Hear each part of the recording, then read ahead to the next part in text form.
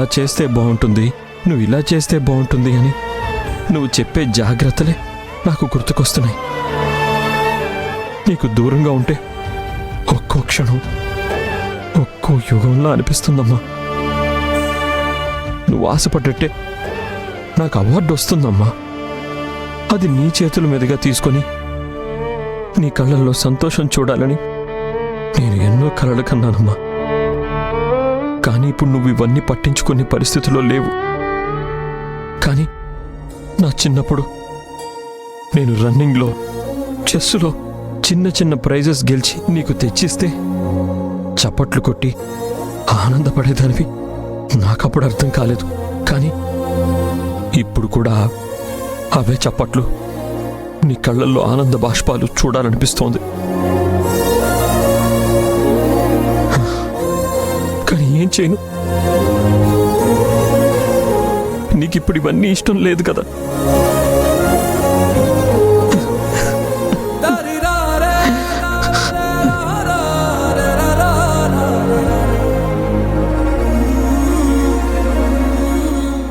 ఇంతవరకు నీ ఆశలన్నీ కాదని నా కోసం నిలబడ్డావు. ఇప్పుడు ఎందుకమ్మా బెట్టు చేస్తున్నావు? అమ్మా, చూడ్డానికి రా అమ్మా, ప్లీజ్ అమ్మా. అవార్డు ఫంక్షన్కి నువ్వు రావాలమ్మా. నువ్వు వస్తావు కాదు, నా మొహం కూడా చూపించొద్దని చెప్పావు. ఎలా వస్తావులే, ఇదంతా నాకు తెలుస్తుంది. నా మనసు మాత్రం నువ్వు రావాలనే కోరుకుంటుంది. నువ్వు రావట్లేదు, ఈ మనసు ఆగట్లేదు. అసలు ఈ బాధని ఎలా తట్టుకోవాలో నాకు అర్థం కావట్లేదమ్మా.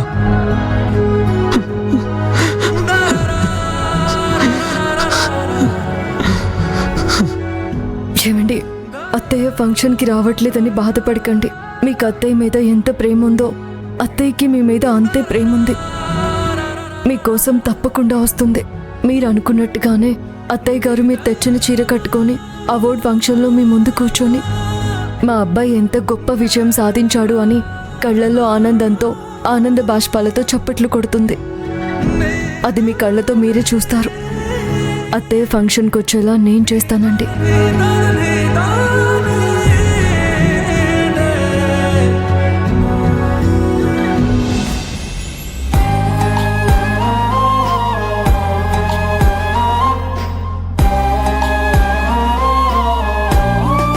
అది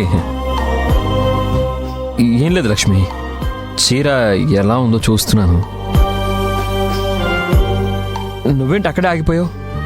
రా లోపలికి.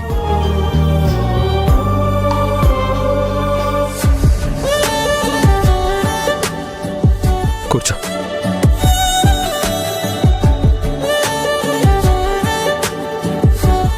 సారీ లక్ష్మి, అందరూ మాట్లాడుతుంటే సడన్గా నేను అలా వచ్చుండకూడదు. అందరూ ఏమనుకున్నారో ఏంటో. వాళ్ళందరూ ఆనందంతో నాకు సర్ప్రైజ్ ఇవ్వాలనుకున్నారు. నేనే వాళ్ళని అవాయిడ్ చేసినట్టయింది. సారీ. పర్వాలేదండి, వాళ్ళేం అనుకోరు. మీ పరిస్థితి ఏంటో అందరికీ తెలుసు కదా. వాళ్ళేమనుకున్నారో లేదో నాకు తెలియదు, కానీ నేను మాత్రం మీరు చేసిన దానికి పనిష్మెంట్ ఇస్తాను.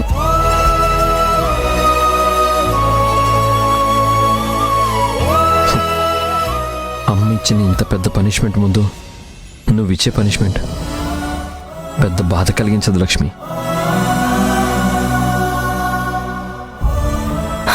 అయితే అన్ని బాధలు పోగొట్టే సూపర్ సొల్యూషన్ నా దగ్గర ఉంది.